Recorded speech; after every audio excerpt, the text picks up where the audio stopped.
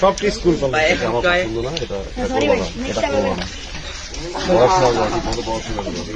দোয়া করবেন, দোয়া করবেন, বাট পড়াশোনা করতে হবে। পড়াশোনা না করে দোয়া করে লাভ নেই না, ঠিক আছে? কেউ কারো যখন দোয়া করে না, সবার মা সবার যখন দোয়া করে না, করে তো কি ওটা সবাই সাকসেসফুল হয়েছে।